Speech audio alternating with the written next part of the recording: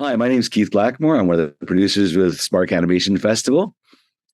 Filmmaker and animation specialist Mark Osborne has led a remarkable career from co-directing the Oscar-nominated Kung Fu Panda to his work as the live-action director on Spongebob Squarepants to giving us his beautiful version of The Little Prince.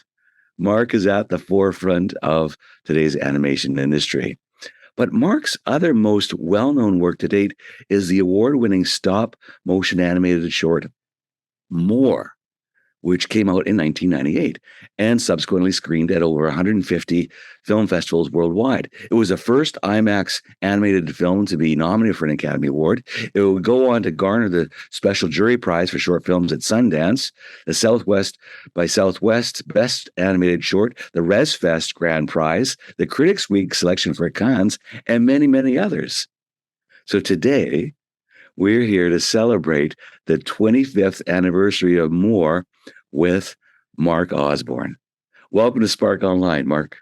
Hi, thanks so much. Thanks, Keith. It's a pleasure to be here, and thanks for remembering More and for wanting to honor the 25th anniversary. It was like right about now. We were in the final throes 25 years ago, getting the film finished. It was a mad dash to the finish line, to the premiere, and so I've been reflecting on that this year, and it's fun to be able to talk about it with you. Well, yeah, let's talk about that. So what was the inspiration behind the concept and the story of More?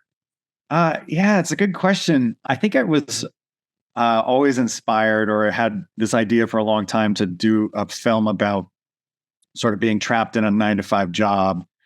It was something I think I didn't really look forward to in life, and it was something that I was afraid of. It wasn't, I didn't want to be kind of having a life like that. So it was just an idea that I kind of kicked around a lot. And but I was also having sort of like a midlife crisis at the time when I was trying to figure out, like, I wanted to make another film. And we found out that we were going to have our first child, Maddie, and that also sort of kicked my brain into high gear, and I kind of panicked, because I was like, okay, now I have to provide for my family, and I can't be an independent filmmaker anymore. And I think that it put that fear of a 9-to-5 job in high gear, And it was at that same time that I got asked to come back to Cal Arts to teach animation, stop motion animation and motion control animation. And so all these things kind of fed together and kind of pushed me to tell this story that I've been cooking up for some time. When did you graduate from Cal Arts? So I graduated in 1992. 92? I don't know. It feels like a very long time ago. And then I finished my first film, Greener, which is actually kind of a prequel to More. That was my student short that I made. I finished that around 95, 96. And then I was asked to come back and teach 97, 98. So I kind of thought, well, I'll get faculty access to equipment in the summer, and I'll get faculty access to space. So it started to feel like the pieces were kind of falling into place. And I was just excited to sort of make a film. And I got really inspired by the students too at that time. I was very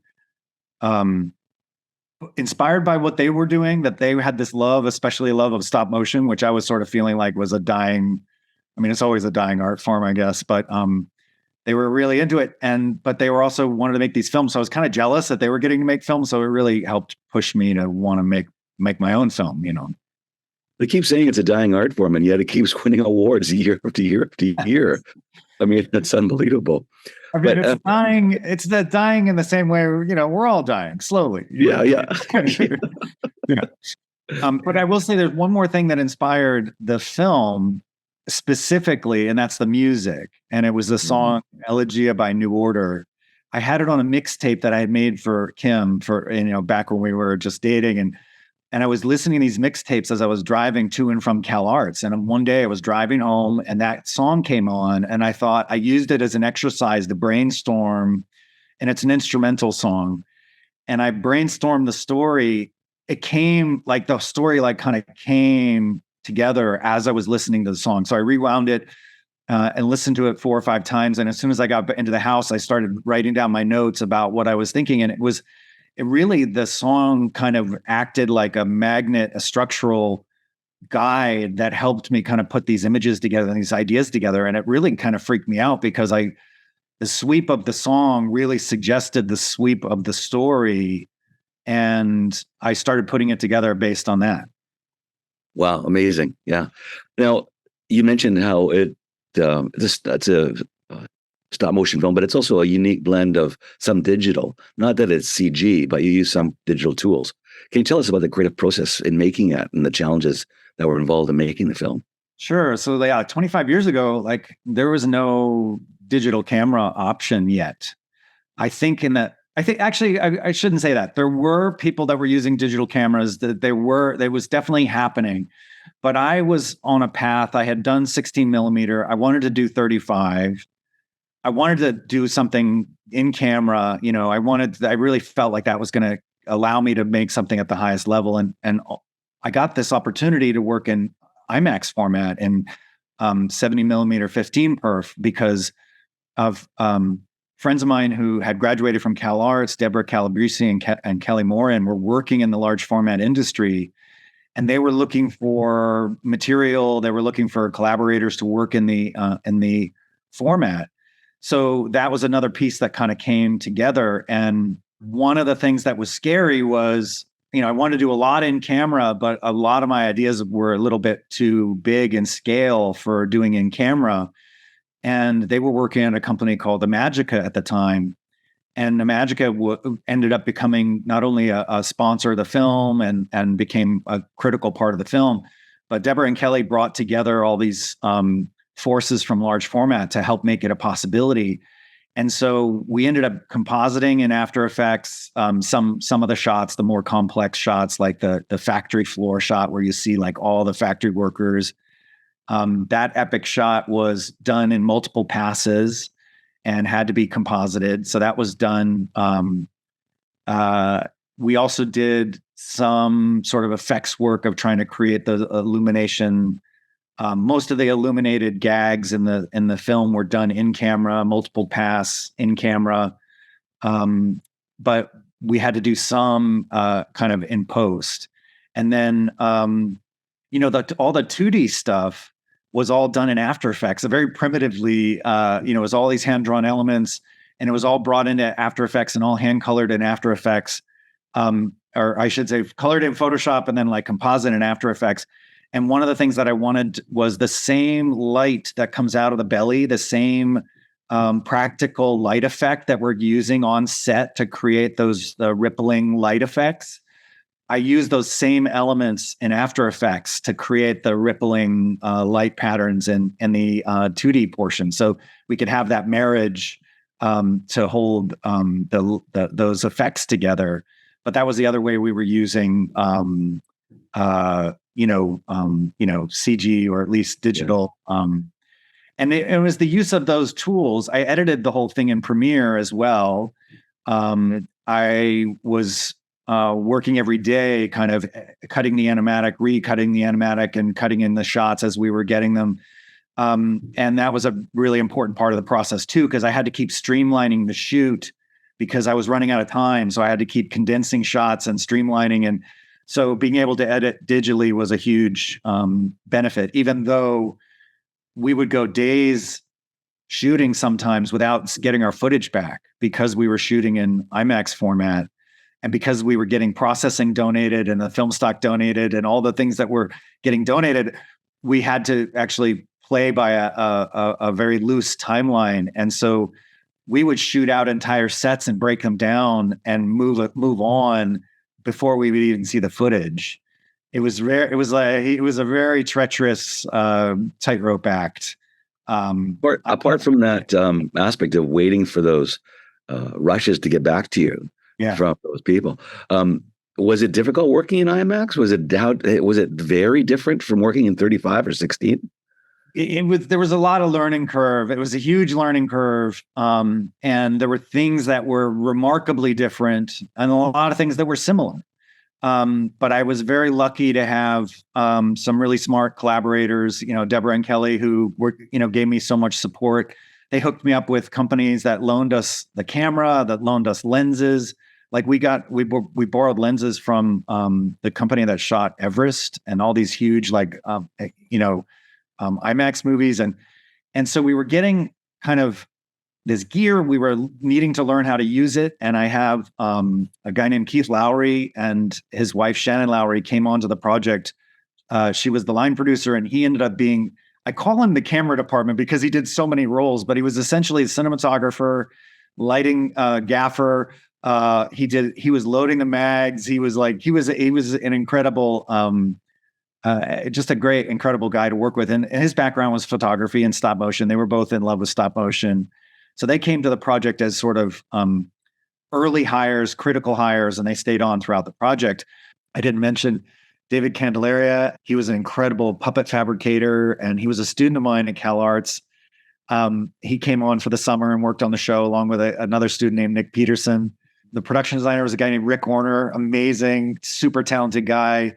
But what was complicated was we really had a little bit of time to test. I just found some of the old X sheets from our tests and things like that. We were learning and testing, and we were learning about the motion control, equipment that had been donated by Tom Barron at Image G. That was donated to Cal Arts, and then I got to use it in the summer. And I was learning how to use that. I was learning how to program the motion control. I was learning about these lenses. And then we were like on the fly learning very tough lessons, like when you have a test mag on the camera, or when you have the camera sort of broken down so you can look through the lens to set up your shot, the camera weighs very differently than when you put the full magazine of film on the camera. And so the motion control head is like holding the camera. And as soon as we set up the shot, we had to actually dismantle everything, look through a mirror, set up the shot, looking through the lens. And then you can load the film into the camera and put the magazine on the back. And when you do that, the camera tilts up. And we didn't know this because we lost live view at that point. And so the first time we shot, it was unusable. Because there's this other thing that we had to learn about, which is the format is almost square. And a lot of the action stays very low in the frame. If you think about when you go to IMAX, if you go to a real IMAX, it's like it fills your peripheral vision. And there's a sweet spot that's like kind of in the center, lower center, but you kind of keep everything low in the frame. So when your camera notches up, you lose a lot of important information. So that was scary. There was another thing that happened too, that again, it was just learning, but the motion control, we programmed the move, we got everything set. But once we were doing the move, the camera was moving. There was a cable over top of and the cable pushed the camera down over the course of the shot. And that was a shot we were doing in 2 passes. So we were shooting our stop motion pass, and then we were backing up the camera and we were shooting the secondary pass. And the secondary pass didn't line up. We couldn't figure out for the longest time what had happened. And it was because the cable restricted the motion just slightly. And I think actually one of those shots is in the movie because we didn't have time to retake it. So there's that little bit of error there's a lot of errors in the movie. But there were even times where we were shooting off the edge of the sets. And I'll never forget at the IMAX premiere, I thought my career was over. I thought it was the worst day of my life because all I could see were all the mistakes. They were gigantic. I was seeing off the edge of the set. I was seeing literally the edges of it was so mortifying because I thought we had no ability to really see it in an IMAX theater before the premiere. We could see it in test, we had ways to look at the footage, but never until maybe we did. I can't remember exactly, but I just will never forget that feeling I was wishing for a quick death it was very, You obviously, I mean, you didn't just have technical challenges, you had physical challenges dealing with that it was equipment. It was a lot. It was a lot. And, we did have a lot of really smart people advising us and helping us get out of jams, and, the support of, Deborah and Kelly and Magica, and, Photochem donated all the processing. Like it was quite incredible. And Keith really, really took on a lot of the responsibility there. And, we only had to reshoot a couple of things. The other thing that was like the depth of field was entirely different because of the relationship to the lenses and the glass and the film plane and all that. So it was like it was a lot of learning. Yeah. But I'm really glad that we did it ultimately.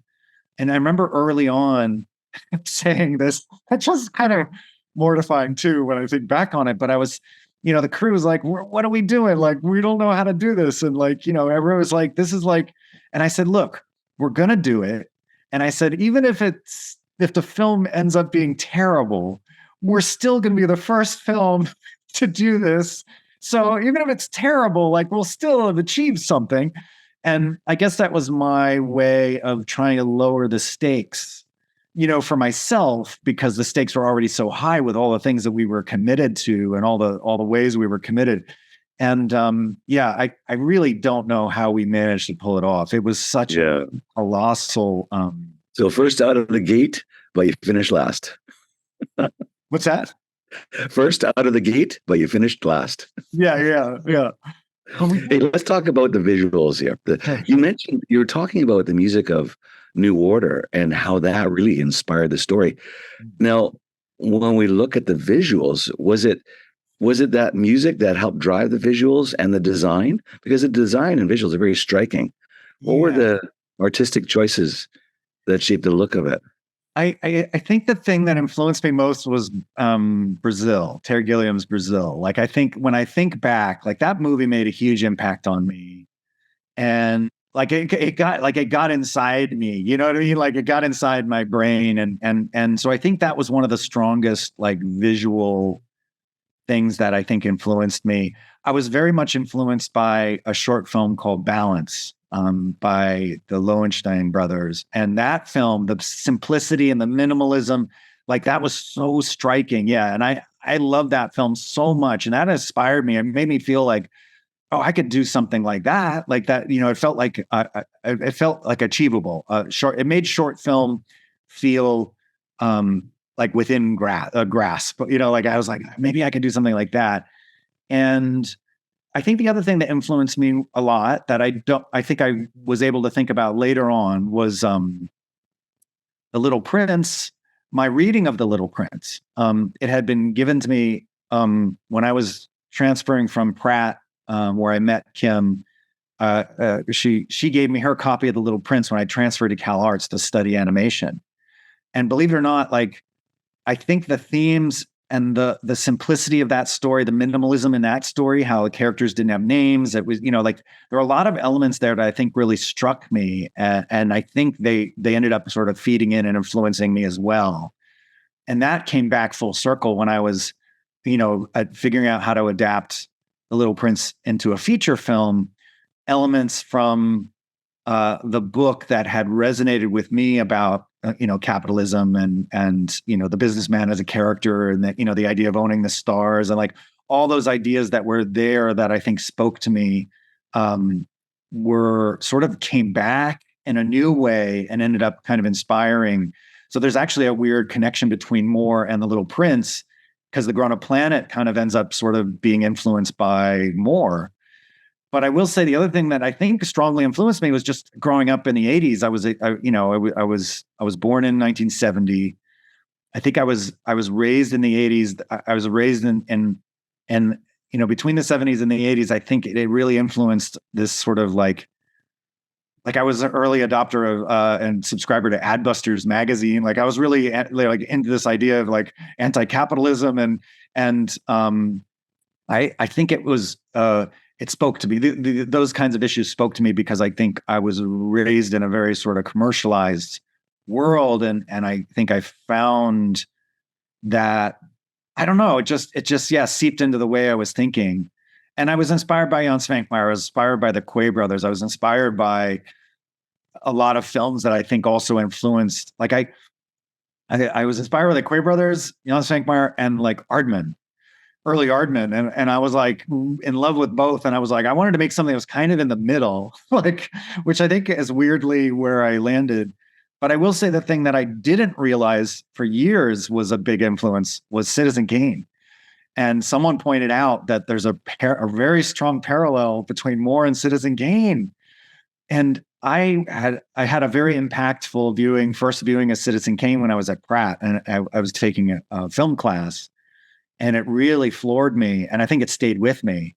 And so if you think about that when you watch the film, you'll see the parallel. You know, there's a Rosebud parallel. There's a parallel of and Citizen Kane is epic, and Moore is very slight, at 6 minutes. But I have people have pointed that out, and I was like, oh my God, you're right. I think that was also lurking in my subconscious and a part of influencing me. Yeah. Very interesting. Now, you talked about that being that child of the 70s and 80s, and ad busters and consumerism. And that's really what the film is about, the message of Moore. It's about consumerism, the pursuit of happiness. It's very powerful. So you drew a little bit about how you explored those themes, but what do you hope for the audience? What do you hope that they take away from the film?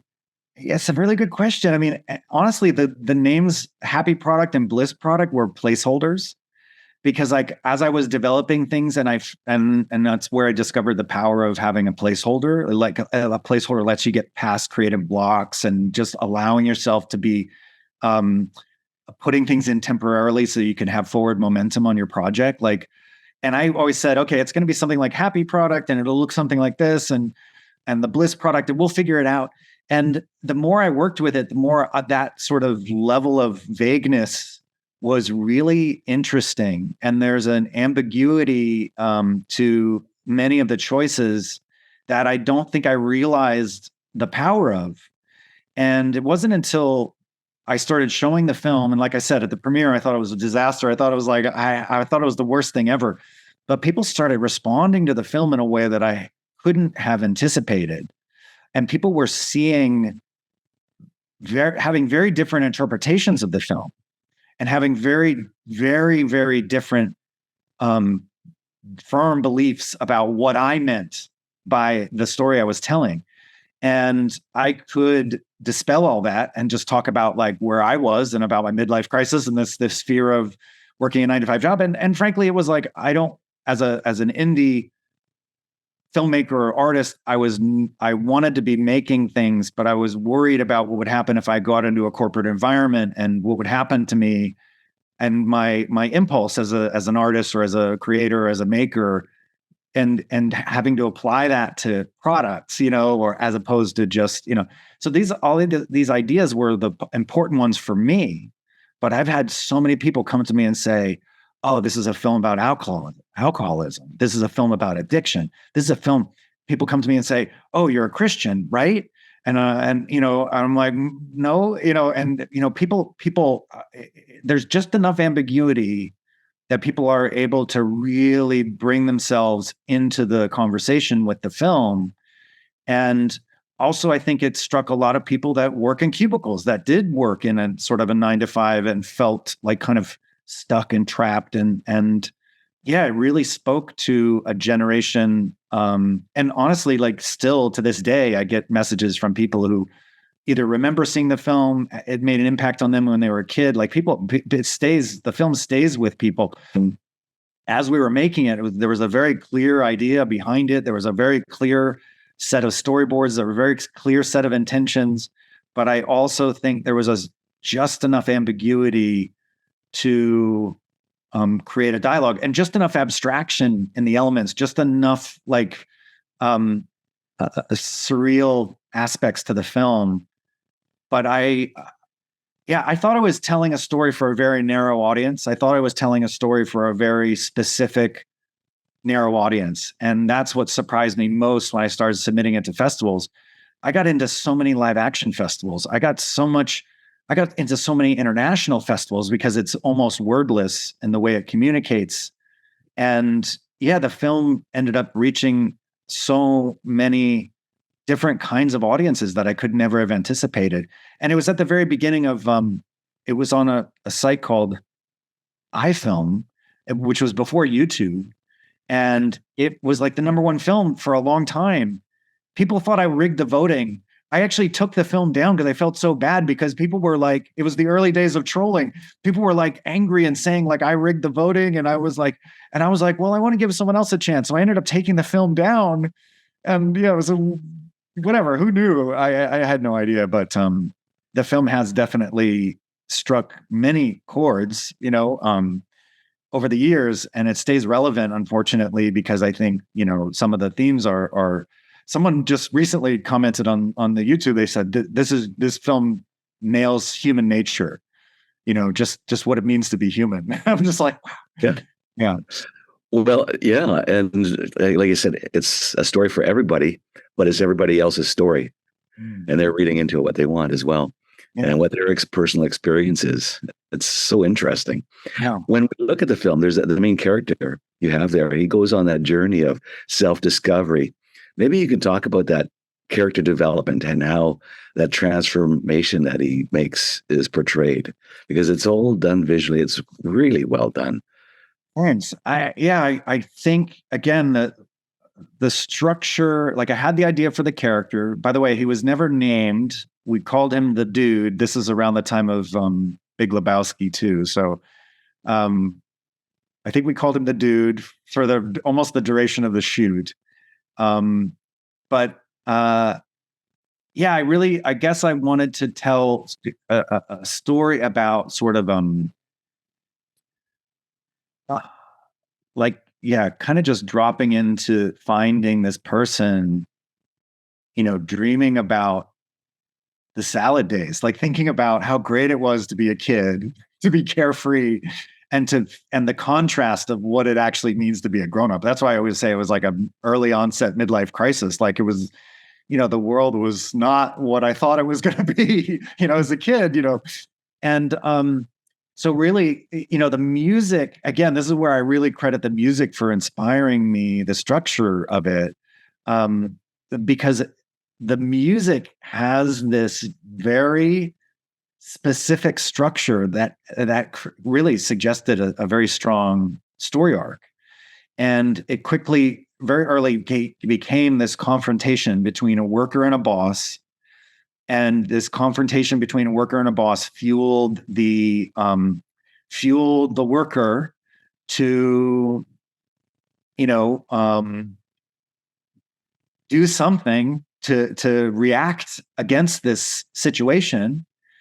And, and unfortunately, instead of just doing something purely creative, he did something to dominate the consumerist marketplace. And, almost like infected by the world and infected by his own sort of ideals, kind of gets lost, and, ends up being the new boss, ends up being alone, ends up sort of in a worse place. All these things, it felt iconic, and it felt almost too simple at times, the way that I was thinking about this story and this story arc. And, to be so blatant as to have the headline in the newspaper be the world's greatest inventor. And, it was just so like ridiculously on the nose, and that there's a statue, like it was just, and that the new product is called Bliss. Like, how could it be better than happy? Well, it's Bliss. And that all, I don't know, it felt like enough of a story to sort of allow this character to sort of get even farther away from childhood, get even farther away from the true bliss of the thing that was the lighting the fire in the belly that, he snuffed his own fire in the belly out. So it's a cautionary tale. I think that was the thing that was most surprising to me, was that I was actually leaning into telling as a cautionary tale to myself and to others, about this sort of, this spark that gets lit inside of him that he wants to do something. It's like, it's you got to be careful with that, and careful how you use that. You mentioned and drew attention to that soundtrack again, and how it played a crucial role in really conveying the emotions of an arc of the character and also the atmosphere of the film. Did you actually collaborate? Did you bring in New Order? Did you contact them and say, hey, did they collaborate with you on the music music and the visuals? Excellent question. Excellent question. I would have loved that, but the song itself was already like existed in such a powerful way. So I reached out to the manager of the band, and I asked for permission to use the song. And I was already at the point where I was so locked into the song, I didn't know what I didn't know what I was going to do if I didn't get the song. And I'll never forget it. We got permission to use the song on the second to last day of shooting. And I swore to the team I wouldn't start shooting until we got permission. And it took that long, and we just shot anyway. And I was like, well, we'll figure it out. So 2 days before we were done shooting, we got permission from the band's manager. And I was so excited because it was like, it just felt like everything was so completely connected to the song at that point. I honestly wouldn't know what I would have done otherwise. But a funny thing happened. We needed to basically the film ended up getting we screened. The premiere was in IMAX in front of Everest. We actually were tied with Everest at the California Science Center, and it played in London in front of Everest for 6 months. But the premiere actually was in the IMAX theater. It got nominated for the Academy Award. It won Best Short Film at Sundance. That happened in the same week, which was mind blowing. And I got congratulated from the manager of New Order, and he said, "I just wanted to make sure you reached out to the record label." And I was like, what? He goes, yeah, did you get in touch with Warner Brothers? And I was like, oh. I was like, I thought I just needed the band's permission. So I called up Warner Brothers and got in touch with a woman named Paulette Hawkins. Well, I'll never forget, because my mom's name is Paulette. And so I was like immediately trying to charm her. I was like, oh, my mother's name is Paulette. Oh. And she took pity on me when she heard what had happened and heard that I was using the song, and I was already like completely, fully locked in and like playing in IMAX. She took pity on me and charged me the paltry sum of $11,000 to get the rights to the song in all perpetuity in all media for the rest of time, which was like a sweetheart deal. It probably wouldn't have been that little if I had gone in the beginning.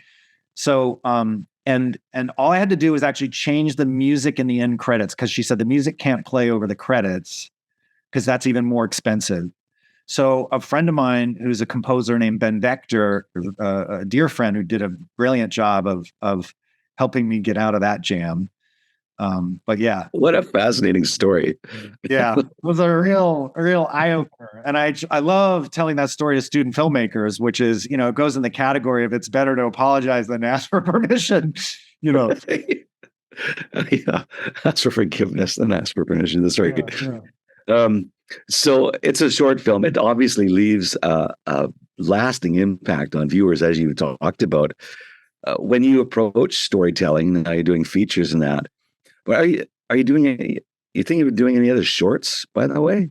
I've been thinking about shorts a lot lately. I've been doing a lot of mentoring, and it's very inspiring. And the short form remains to be, I think, an incredible place to experiment, an incredible place to tell interesting stories, to be honest, and I don't know. I think I was drawn to shorts originally. I fell in love with animation and short storytelling, I think, from being a kid of the MTV generation. I mean, I was obsessed with music videos, and I just thought actually more was intended to be a calling card to get more music video work. But instead, I think I was able to establish myself as a storyteller and in my own right, and I was able to proceed with pursuing just telling stories. I would love to make music videos still, but it never quite happened.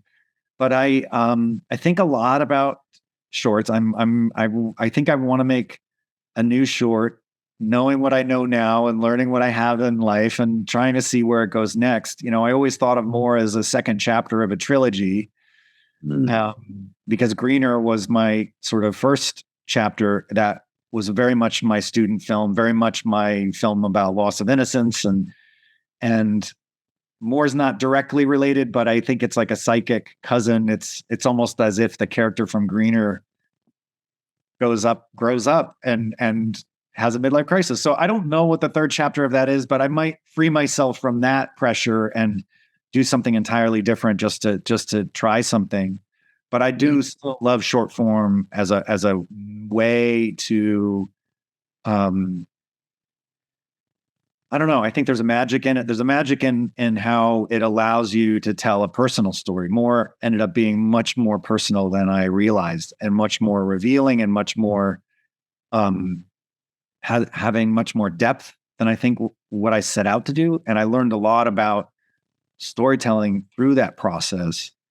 And I was able to bring that into other projects I worked on. This idea that if a story is meaningful to you on a deep level, it'll be meaningful to an audience, And well, let's talk about that, Mark. Because, obviously, Moore received all kinds of critical acclaim, as you mentioned, nominations, numerous awards, but the film also helped kind of shape your career and the future projects. Maybe you could talk about how did it do that for you as a director? Well, it definitely opened a lot of doors. I mean, getting the best short at Sundance and then nominated for the Oscar for Best Short was just opened up a ton of doors. I mean, it created a lot of interest.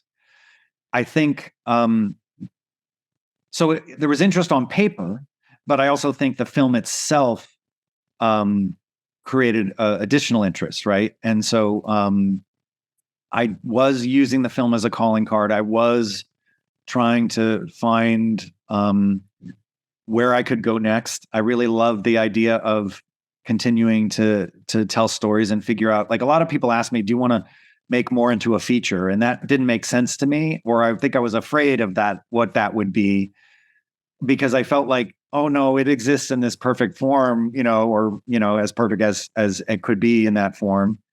So I didn't really like the idea of stretching it out, or, but that was the most common question I was asked. But I wanted to go in lots of different directions.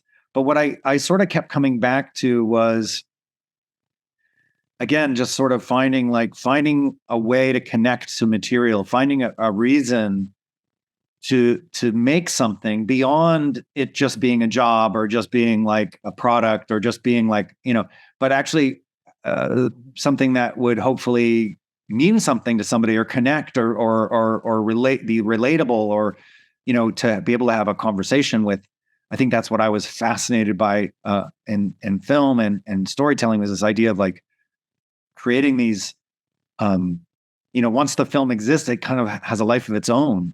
And when I saw that happen with Moore, that was really, really inspiring. And so when I showed, I had an interview at DreamWorks, and I showed Bill Damashki a print of Moore on 35. We watched it in the theater, and it was an amazing moment for me, because again, I'm looking at it, I'm seeing all the mistakes. I'm hoping no one else is seeing it. And they gave me a 2-year development contract to help develop projects and try to find a project I could plug into, and to, they basically, Bill, was struck by my voice as a filmmaker. So I always kind of remembered that and kept that with me. So when I ended up eventually getting the opportunity to work on Kung Fu Panda, I was asked to write notes on the project. It was something they were trying to figure out. And, I was able to come from like a personal point of view, a place where I had a thought. It wasn't just like, well, tell me what you want me to do. It was like, well, I think it could be this. I think, and I was able to like sort of dig into my own experience in a way. And ultimately, when I look back on it, I mean, I laugh, because it became an exercise of even finding, sometimes when making stuff, I don't realize where it's coming from exactly, that happened with a short film I made. It was actually a music video I made called Keen Yellow Planet for Stina Nordenstam. Very low budget, very simple. But a friend saw it after it was done, and he said, that was you watching The Phantom Menace. And they were 100% right. I was crushed by The Phantom Menace when it came out, the first prequel. I was a child of Star Wars. It was my religion. And The Phantom Menace like took it away from me. It introduced midichlorians. It turned it into science. I was like, it devastated me. Anyway, a friend of mine was like, that was about you. And so when you go watch King Yellow Planet, if anyone watches it, you'll see that. But I didn't know it at the time. And so funnily enough, I was a huge Tenacious D fan. I was a huge Jack Black fan. And I, this idea of a fanboy of Kung Fu Panda very much tied into my own sort of fanboy of George Lucas, my fanboy of Star Wars action figures, and like playing out the movie and I was very much inspired by Star Wars in such a way that here I was, trying to make a feature film or being asked to be involved in making this feature film.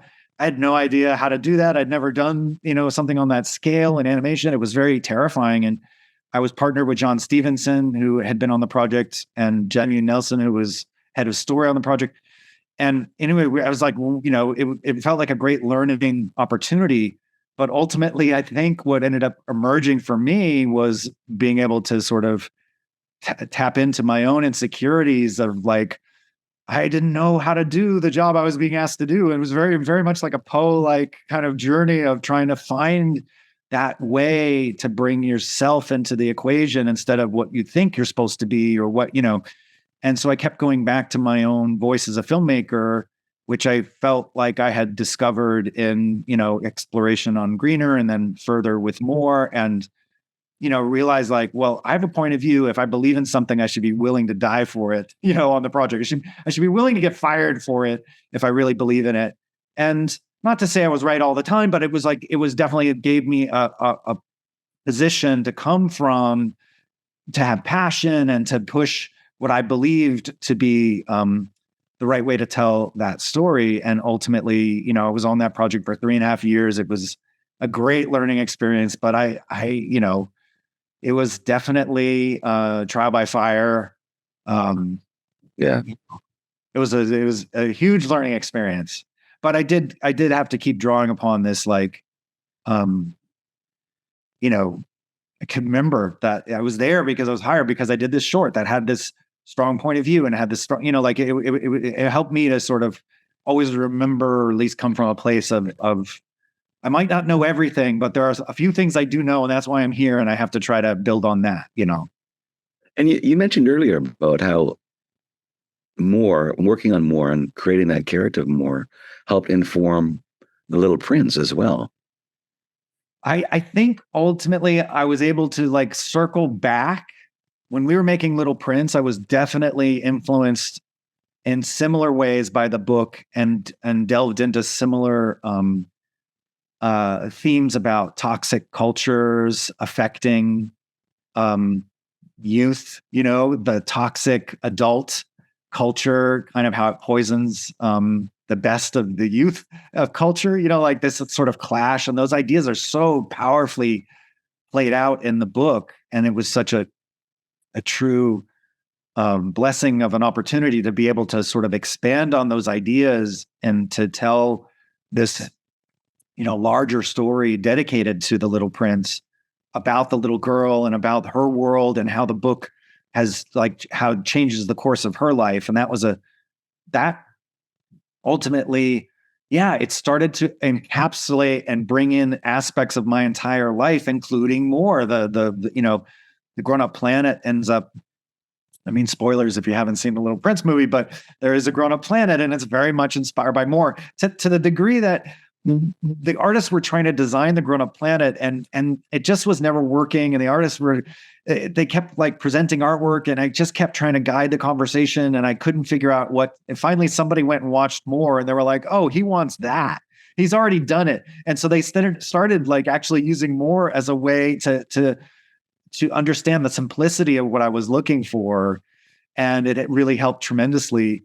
But I think the themes are the continuation of those themes were just a huge part of how I found that story, developed that story, and how I think, ultimately the power of the movie, it's in its connection to the book, but it's also in its connection to all these things that were really meaningful to people on the team.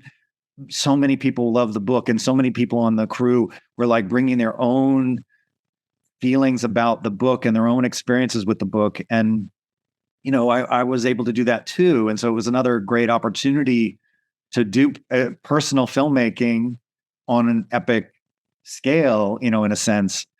And the last thing I'll say on that too is, there's a very personal aspect to the story that I was exploring that I was having trouble with early on. And I had to confront some very powerful things from my own childhood, things that were, I was a child of divorce, and I had abandonment issues, and these things that happened in my formative years that were still affecting me, and that was in the book, speaking to me from the book. That actually had to get played out in the movie. The movie wasn't working when the little girl in the story has both a mom and a dad there. And the minute we made the dad distant and we put the dad sort of elsewhere, and there's all this mystery sort of around the structure of that family, and it's dealing with themes of abandonment, themes that are very strong and powerful in the book. That's when the movie finally clicked. But for a while, it was a struggle to get there because I wasn't ready to deal with that stuff. And so it was another great lesson for me in like dealing with stuff head on and trying to sort of, it's an act, telling a story is an act of honesty. And the more honest you can be and the more vulnerable you can be in the process of telling that story, I think the more powerful that story can end up being for an audience, Well said. Well said. So now what's in your future? What's in Mark Osborne's future?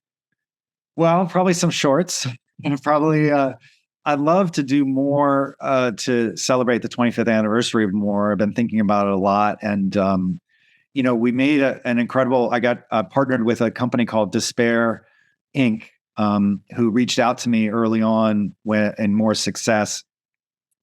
They made demotivators. They made these posters. They made tons of money selling these posters that were meant to be motivational posters, but like spoofs of motivational posters. And if you go to despair.com, you'll still see it to this day. I mean, it's iconic what they did as a company. And they loved More, and they wanted to give more away to their customer base. We ended up collaborating on a DVD, and we ended up making an hour-long documentary called Making More. And so there's a special edition of the DVD that includes all this behind the scenes, includes all this stuff. And really, you could only get it through the Despair website, more recently through the Happy Product website. But I'm going to publish the Making More documentary on Vimeo, so your viewers at Spark can enjoy it, but also just to put it out there for the 25th anniversary. And maybe someday there'll be a Blu-ray or some other version that will, be out there. But for now, I think it'll be fun to share that story. It's, the tagline is it's an hour-long documentary about the making of a 6-minute film, but there's a lot to tell. I've kind of given away some of the secrets of the documentary, but there's a lot there, including interviews with other key members of the team. So I look forward to sharing that. And I have a couple of passion projects that I would love to hopefully bring to the screen someday. I did actually develop a sci-fi comedy stop motion project that was meant to be an extension of the More universe. And I co-wrote it with a friend of mine named Dylan Haggerty. And it was a project that never got off the ground, but I would love to resurrect that someday. It was called The Great Ascension Machine. And that would be the ultimate, to make some version of that someday. Cause like it also is inspired by me seeing episode 1. Oddly, I went back and That Phantom Menace, that made an impression. Jar Jar Binks, I don't know. No, don't even. Just to me, it was like just so. It felt like I was watching gaming videos. That's what I remember. It was like this segment is a gaming video. This segment is a gaming video. I mean, I have to be careful. Like I still owe George Lucas so much. I see that only because like I was such a fan, and I did get to meet him. Actually, George Lucas was at the premiere of Kung Fu Panda, and he sat behind me at the premiere, and I got to meet him afterwards. He liked that Oogway was like a Yoda character. He really liked that in Kung Fu Panda. And he invited me up to Skywalker Ranch. I got to hang out up there. I got to meet him and talk about stuff. Like it was very surreal and quite an amazing experience to be able to have a connection with him after that. But yeah, I was unfortunately just one of those that was such a fan of the original trilogy and the first one in particular that like I got the flu. Like I was in bed, I was bedridden for 2 weeks. I just, it just broke something in me. But anyway, it was inspiring, ultimately.